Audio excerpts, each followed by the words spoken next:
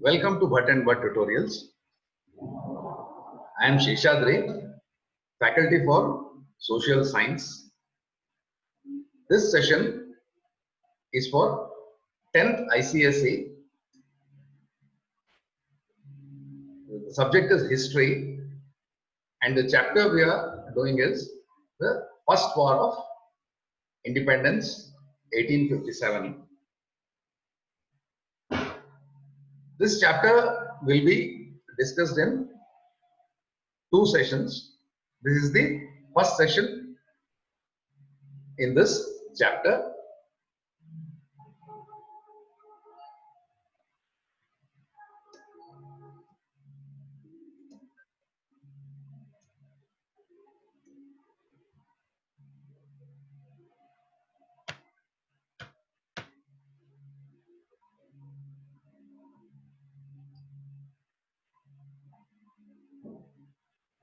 Yeah. Now, the First War of Independence, dear students, it is the Indian nationalists or the Indian leaders who call it as the First War of Independence, whereas the British always called it as the Sepoy Mutiny. To them, to the British, it was just a uprising by a small number of soldiers. But as far as the Indian leaders are concerned, or the Indian nationalists are concerned, this was the beginning of the revolt against the British. Now, India got independence from the British rule on 15th August 1947, but the fundamental struggle that led to freedom has been a long drawn process. It has started much before. In fact, the First War of Independence is one of the first beginnings of our independence struggle. The culmination of traditional opposition to the British rule came with the First War of Independence in 1857, in which millions of peasants, artisans, and soldiers participated. So, though it was started only by it was started by the sepoys in the army, the soldiers, but as it gathered pace over the course of 1 year, millions of Indians took part in this war. Now, the first 100 years of British rule in India, from 1757 to 1857, were marked by the British victories and the rapid expansion of their dominion in India. Please note that when this War of Independence was happening, the administration of India was still in the hands of the East India Company, which basically came to start trade in India. Now, let us see the events which happened in the uprising itself, how it began, and then how it spread to the other parts of the country. Now, this was the one single trigger point which actually started the whole process. Now, in 1856, the British authorities decided to replace the old-fashioned musket. Musket is it's actually the rifle. It was called the Brown Bess. Now, the authorities decided to replace this old-fashioned rifle by the new Enfield rifle. Now, the cartridges to be used in the rifle were greased with fat.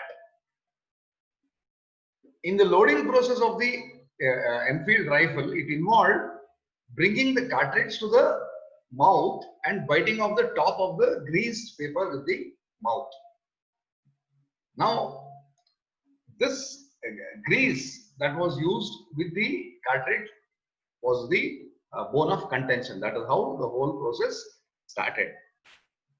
A rumor spread out that the cartridges were greased with the fat of pigs and cows. Soldiers believed that these cartridges were intentionally greased with animal fat to hurt their religious sentiments. See, we all know that for the Hindus, the cow is a very sacred symbol, and anything to do with the cow Hindus are very, very sensitive. And when it comes to Muslims, for them, anything to do with the pigs is unclean and they are prohibited. In Islam, it is prohibited to even touch a pig or forget eating pork. It is absolutely, pig is not at all in their item of meat. Now, because of this rumor, all these Indian soldiers, they refused to use these greased cartridges, which means they were basically refusing to use the new rifle itself. Obviously, the cartridges are nothing but the bullets. So the revolt first began at Barakpur, where most of the Indian soldiers refused to use these greased cartridges. Barakpur is in Bengal. It's near Calcutta. So what happened was, on the 29th of March 1857, we had this Brahmin soldier by name Mangal Pandey. He led an attack on the British there. He led an attack on the adjutant, means the head was a Britisher. In fact, 2 Britishers were killed in this attack. So he led this attack on the adjutant of the 34th Native Infantry on 29th of March. The basic reason was refusal to use these cartridges.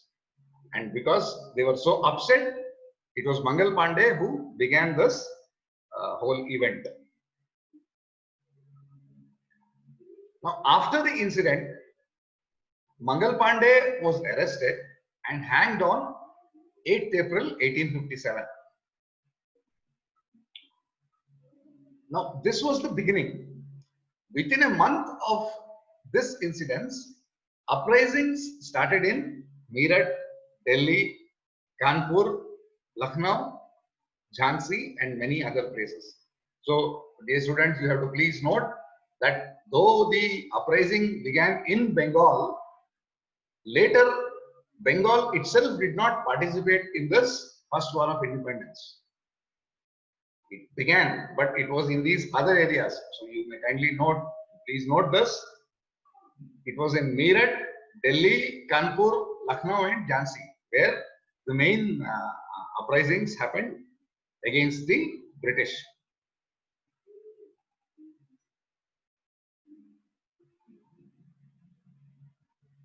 So we will look at the events in Meerut. The mutiny started at Meerut on 10th May 1857. The occasion was the punishment of some sepoys for the refusal to use the greased cartridges. So it's the same thing. So the issue was still the same. It was refusal to use those cartridges and the new rifles. So when the sepoys were punished, in fact, they were their uniforms were removed and they were arrested and they were sent out.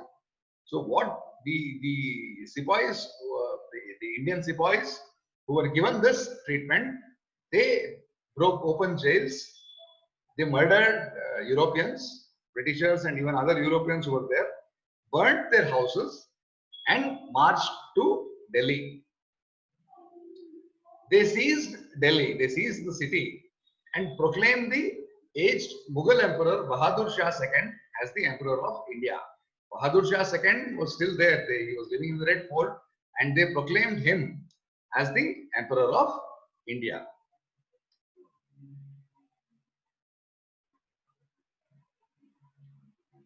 After reaching Delhi, they killed many British soldiers and surrounded the entire city. The loss of Delhi lowered the respect of the British army, because that was like the, it was like the national capital. So that lowered, the British army was infuriated, and they were actually insulted with the loss of Delhi. So in order to achieve their respect again, Sir John Nicholson besieged Delhi with the help of loyal Sikh soldiers. Please remember, like I said earlier, there were working with the British soldiers, a lot of Indian soldiers itself from other states who had not participated in this war of independence. In the end, the British surmounted Delhi, and the old emperor Bahadur Shah II was taken as a prisoner. As a punishment, he was ordered life imprisonment and deported to Rangoon, which is Myanmar or Burma. In those days, it was called Burma.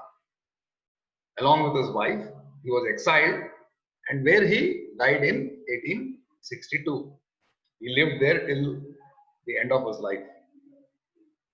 So these were the events at Delhi. Now let us look at the events at Lucknow. Begum Hazrat Mahal, the wife of Nawab of Awadh, led the uprising at Lucknow on 30th May 1857. But that too did not last very long. The city was recaptured by the British in March 1858. And Begum Hazrat Mahal fled towards the Nepal frontier. Events at Kanpur. Now, here, the War of Independence was led by Nana Sahib at Kanpur. He wanted to get his pension from the government, which they were paying to the last Peshwa, Bajirao II. But now the British refused to grant it. The reason for this was Nana Sahib was the adopted son of the last Peshwa, Bajirao II. And at that time, there was a policy called the Doctrine of Lapse, applied by the Governor General, Lord Dalhousie. This Doctrine of Lapse, please note down, we will discuss about Doctrine of Lapse later also. Doctrine of Lapse stated that if no natural heir of the royal family was there, they could not adopt any new heir without the permission of the British. And even if the new heir was adopted, only the private property of the Maharaja or the royal person or the king would go to that adopted son or daughter, whereas the entire territory would go to the British. This was the Doctrine of Lapse. So because of this, and because Nana Sahib was the adopted son, they did not give him the pension, and that is why that infuriated him, and he led the War of Independence at Kanpur.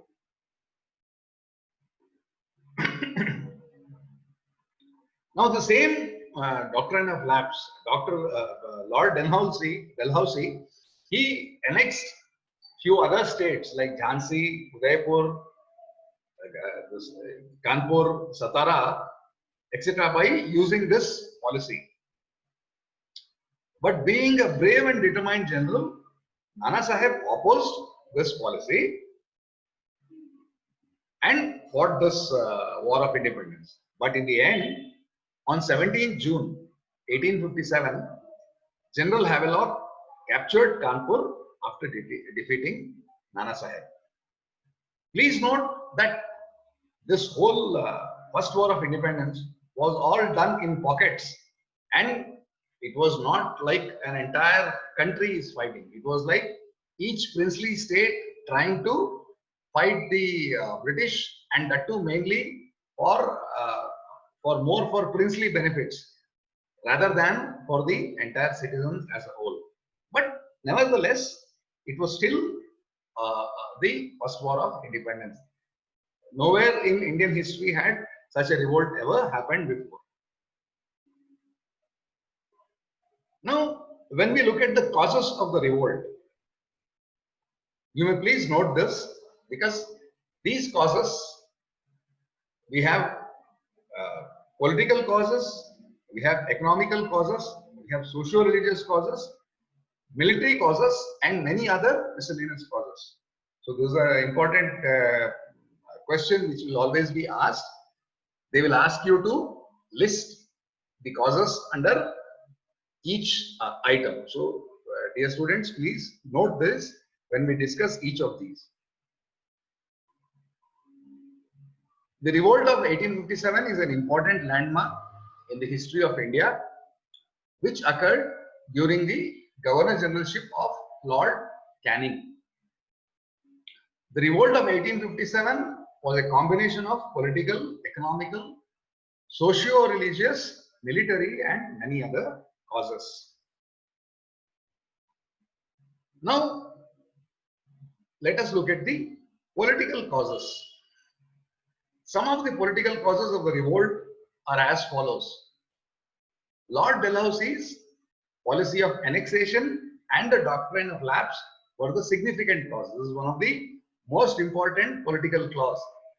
Now, as per the doctrine of lapse, heirs adopted without the consent of the company could inherit only the private property of the deceased ruler and not his territory, which would come under the company's rule. Now, this made the British administration very unpopular, and the rulers of the different states, they became bitter enemies of the British. So one of the most important point is the doctrine of lapse, because of which they annexed territories. The other political cause, again, as we have discussed in the case of Kanpur or with the Awadh dynasty, the British refused to grant pension to Nana Sahib as he was the adopted son of Peshwa Bajirao II. Again, they were applying the doctrine of lapse, and also Awadh was annexed in 1856 on charges of maladministration. The British, they needed only silly reasons to just take over entire kingdoms. That was the state of affairs at that point of time. Now, Satara, Jhansi, Nagpur and Sambalpur were annexed owing to the doctrine of lapse. All the Indian states had either been annexed or had entered into alliances with the company in 1856. The British had become the supreme power, and the Indian princes were reduced to puppets. They were just for namesake. All they received was they received their pensions. They did not have their own armies. They had no power absolutely. They had just become namesake princes. Lord Dalhousie, the Governor General of India, annexed many Indian states to the company using the doctrine of lapse. Now, the rulers of Indian states believed that their states were not annexed by the application of doctrine of lapse, but due to lapse of all morals on part of the East India Company. It's a matter of interpretation. It is not the doctrine of lapse, but it is that it was morally incorrupt. It was morally corrupt on part of the East India Company to do this. So they said they called it the other way around. It is a lapse of your morality that you are doing all this, and that's why they were all terribly angry with the British.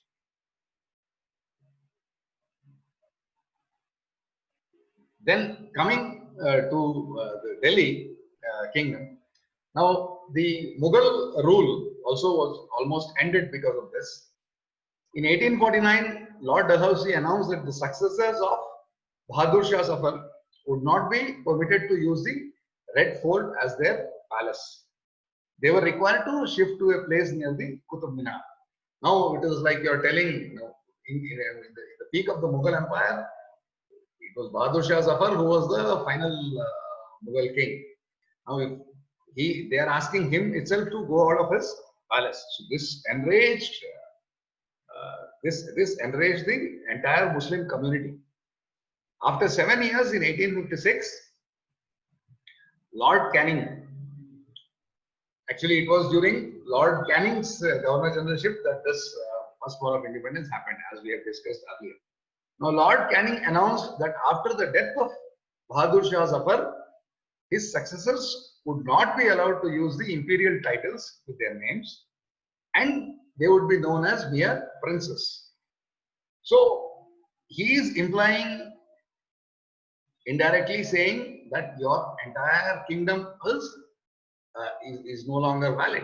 So that is what the Governor General is telling. So this decision of the British hurt the feelings of the Muslims, and consequently Bahadur Shah began plotting against them.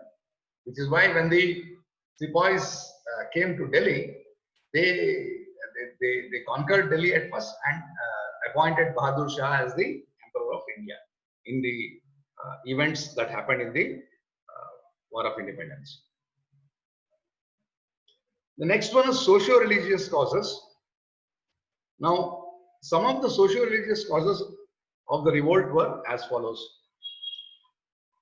Please remember, dear students, that in the India of that time, it was traditions were still very orthodox, and the Indian social life also had the caste system, where there was untouchability still prevalent, where you had the classification of people based on caste.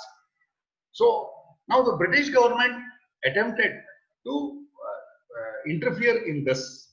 So this led to widespread fear among the masses. The combined effect of British expansionist policies, economic exploitation, and administrative changes adversely affected the Indian society as a whole. Now, on social reforms, British social reforms such as abolition of sati. Sati, if you know,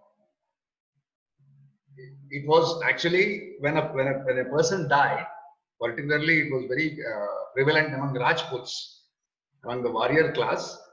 When the husband died, the wife was supposed to also die with him on the same funeral pyre. That is, she would have to burn alive. She would be burnt alive.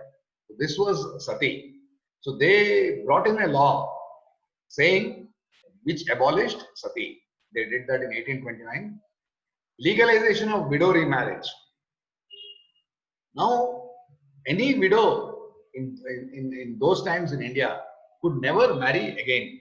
She was supposed to almost lead a monk-like life. I mean, she would have to shave her head. She would have to wear only plain white clothes. There was a lot of stigma attached to a widow. The British were against it, and they passed this law which legalized widow remarriage. They said that widows could also remarry.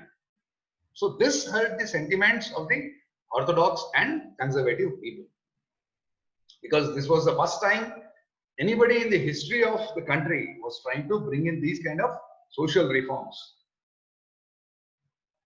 Now the introduction of railways actually even has the benefit even today. I mean, the railway which was introduced by the British at those times for easy movement of their men and material, that has given rise to the fantastic modern railway network that we have got. But when the railway network began, this happened. Orthodox Indians felt humiliated to note that in the railway compartments, Brahmins and people from backward classes were made to sit side by side. As I told earlier, this caste system. Now in the railway compartments, the Indians were not allowed into carriages where Europeans were there. There was only Europeans only carriages and Indians only carriages. And in Indian only carriages, against the caste system, if there was a Brahmin traveler and a person from a lower class, he also could sit side by side. Now this was what was very troubling to Orthodox Indians at that point of time. Now, if you look at the economic causes, Now, the most important reason for the popular discontent was the economic exploitation by the British. The economic exploitation took the following forms. Now, the East India Company, they made huge profits at the expenses of the people of India. The company purchased textiles, indigo, food grains and spices from India and sold them abroad at exorbitant prices. They paid very less here, but when they exported them, they sold them outside, they got very good money for Indian products.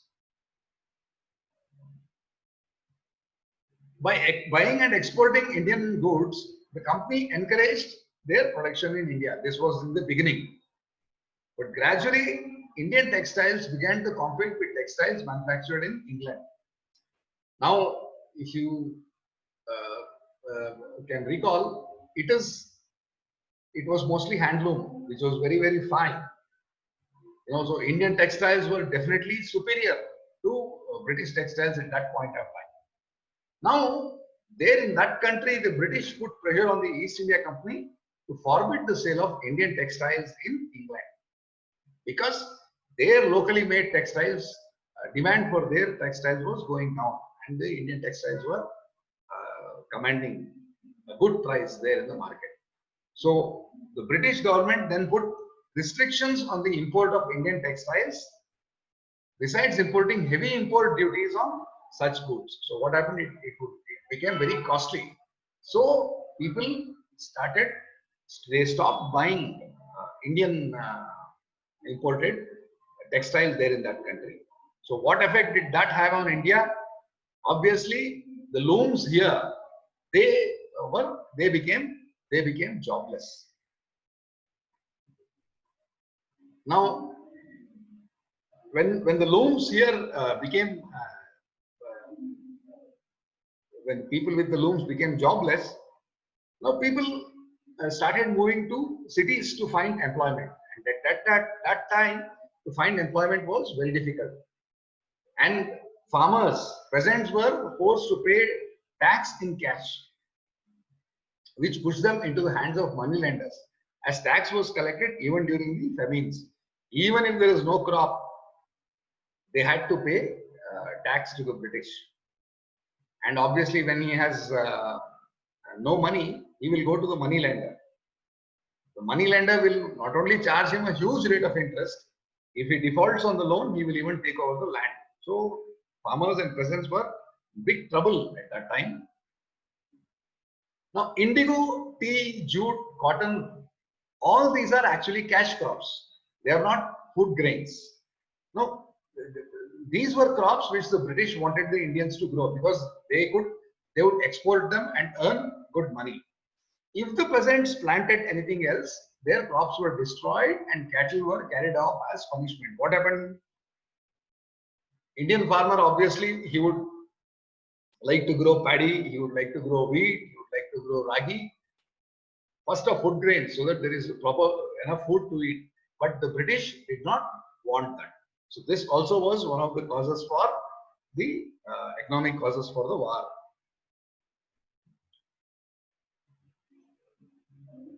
Now we are coming to the end of the this session with this. The British economic policies also affected the upper and the middle classes of the society. They appointed this Inam Commission. The Inam Commission, appointed in 1852, confiscated as many as 20,000 estates. This Inam Commission, they were checking the title deeds of the properties. Now, if a Jamindar says he's got, say, 100 acres of land, he was supposed to show the title deeds of all the 100 acres of land to people appointed from the commission. If he could not show proof of title, then the land was confiscated. So like this, almost 20,000 estates, different estates, were confiscated by the British. Now this drove the landed aristocracy to poverty without benefiting the peasantry, which suffered due to exorbitant land revenue. Even tax was there. It was claimed by the merchants, money lenders, and the new owners of these estates. Who's the new owner of these estates? It is the British. So these economic causes also added to the discontent in the first war of independence. Dear students, by this we come to the end of this session of first war of independence. We will continue with the next causes and the events that happened, what were the effects of what happened of the war in the next session. You have any doubts, please contact us on these numbers, or you can send a message in the But and But tutorials mobile app chat section. Thank you.